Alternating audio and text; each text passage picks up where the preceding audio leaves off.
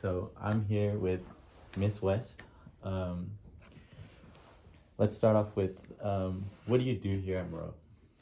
I am assistant principal of climate and culture.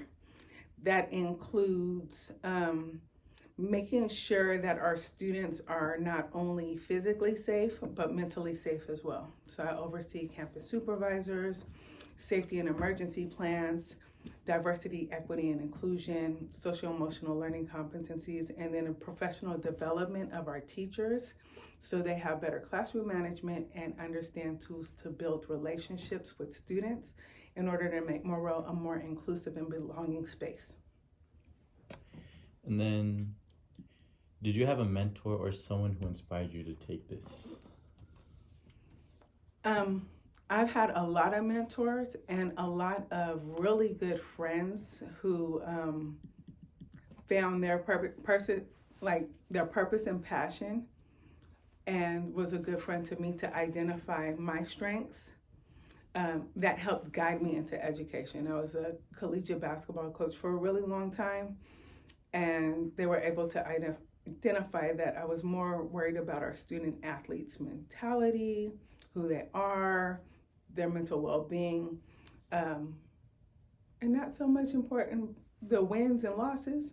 I mean, I didn't lose, but the focus, and it was a couple of my friends that when they would ask me to speak to younger students, they were like, I think that's where you're actually called to be, to help students in high school. And that's what led me here, but mentors, I am good at figuring out who has something that I need in my repertoire and asking really good questions in order to help get that from them.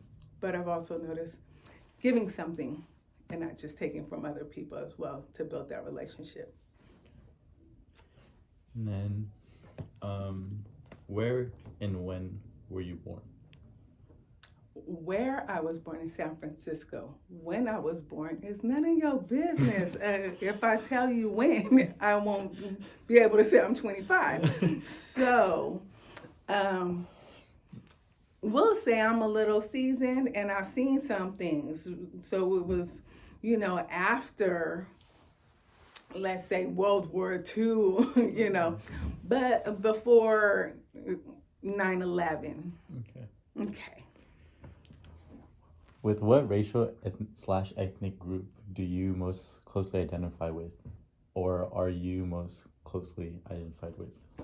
Okay, I am Black, also known as Blackity Black, also known as Afro-American, because it's really good. Not a Negro anymore, because I stopped growing, so I'm the height I am. So yeah, we'll just go with Black. Okay. What is the earliest memory you have involving your race slash ethnic identity?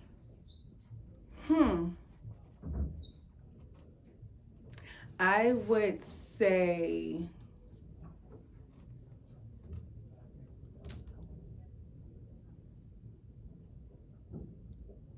I don't know the age, but it was definitely elementary school, because that's when I increased the amount of times I got in trouble for fighting.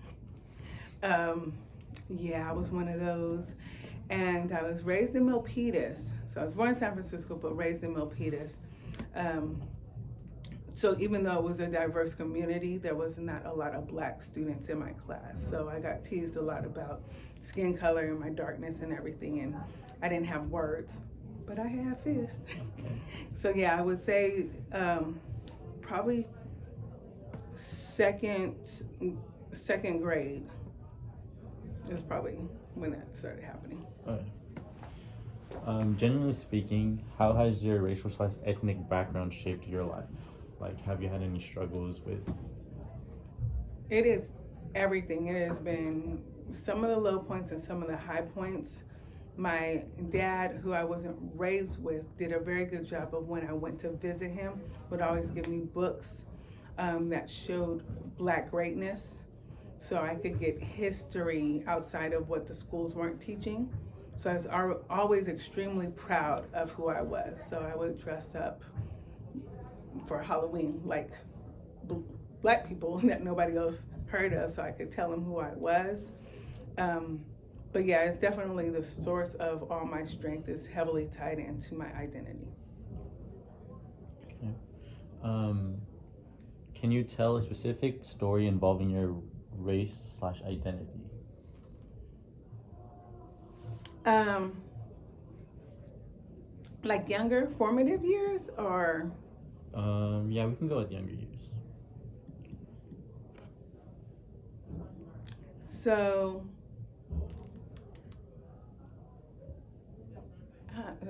Ooh, Lord.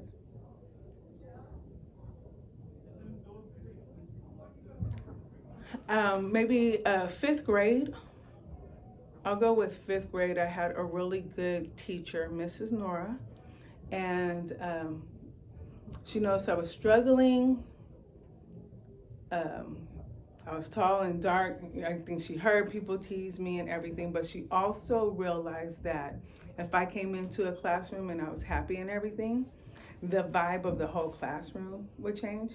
And then if I was low energy or irritated, that would affect the whole classroom. So she gave me a book about Sojourner Truth and talked about what she saw in me that was related to Sojourner Truth in the ways of how she could speak and the power that held, and that actually stayed with me until now. But I think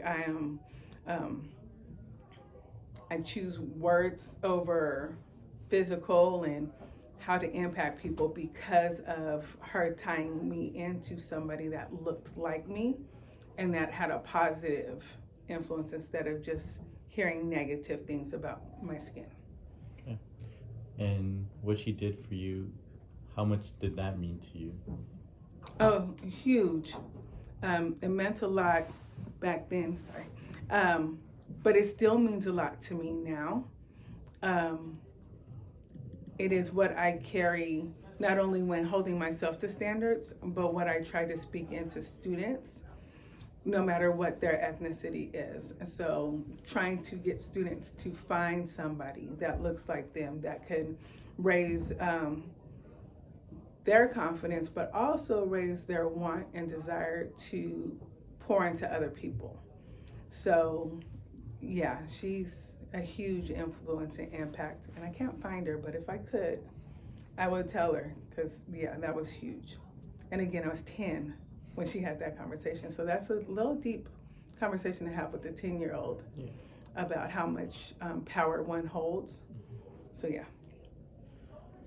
What other elements of your background and identity have been important in the course of your life?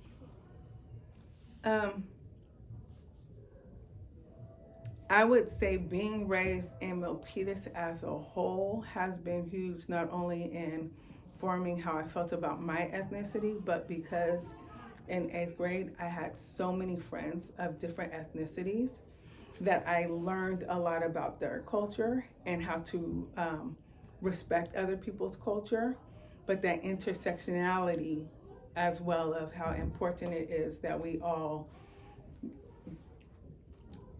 see what has happened in other people's struggle, so we're not like doing the oppression Olympics.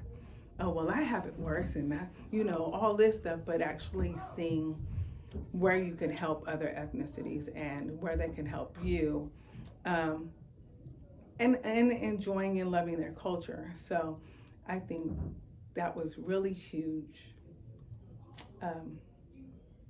Yeah, I made a left somewhere, huh? Did I answer that question? No, you're good. Oh, okay. And then,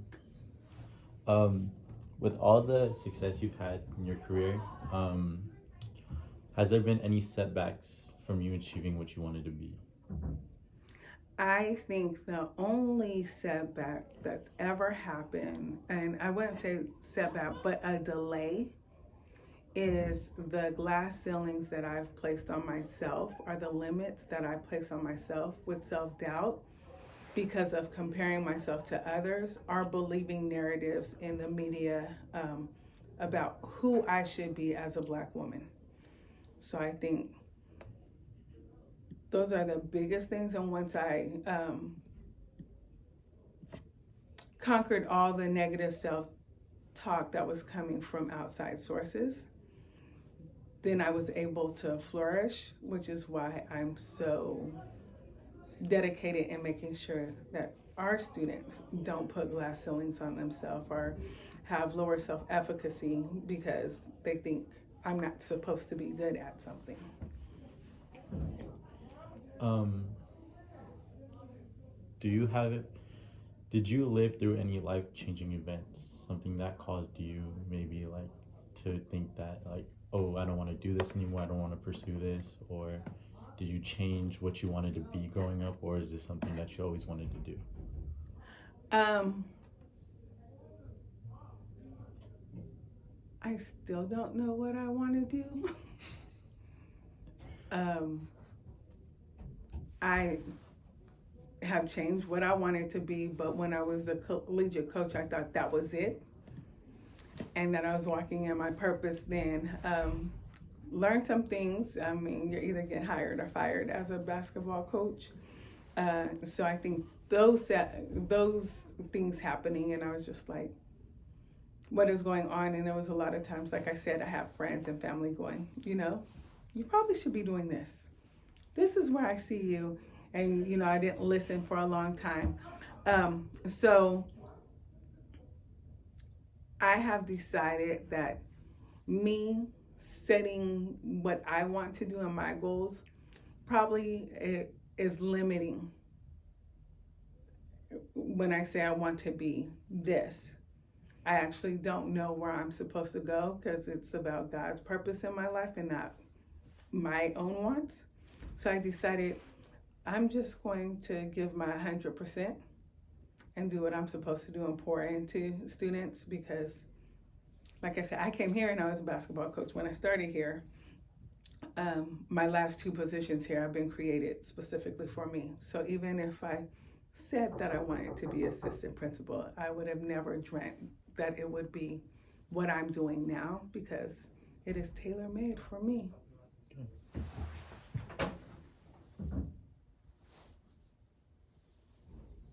I'm getting interviewed because I'm special and people want to hear my voice. Can I talk to you later? Can you come back? Okay, thank you, Sunshine. That was a little commercial break. Okay. Do you feel like because of the color of your skin, you were treated differently than, and did you have any struggles because of the color of your skin? I definitely think that the color of my skin and the gender and socioeconomic, all those things have played a factor. And a multitude of ways. Even here, it's weird that I oversee diversity, equity, and inclusion, and that they gave me space to call out every time I feel like something is unjust. And part of that is reminding them, I know that I'm not getting paid my worth in comparison to some of my counterparts. So y'all just know I'm aware and y'all work to change that. And then when I feel like people are getting complacent, I go, no, but this still is an issue. But yeah, it is definitely a factor that, I don't remember, maybe I was 12. Well, my mom went through the why she named me, what she named me. My name is Antoinette. I go by Toni. It was specific why my name sounds like a European woman and why my nickname sounds like a European man. That I was gonna have to work 2 times harder than everybody else to minimize temperament when you can. She went through all those things. And now I'm in a space where I don't minimize temperament. You should show your authentic self. Don't wear a mask. I can't act fake or not bring something to the table because then the narrative will be like, oh, she's an angry Black woman. When somebody starts thinking that way, I have the right to check them, check your bias, and all that stuff. So I don't only think that that's happened in the past. I know I'm currently going to always do that until we actually dismantle what is systemic racism, and until race and that social construct is not a thing. I will always be in the bottom of the color tier, so that means I will always have to be doing this work.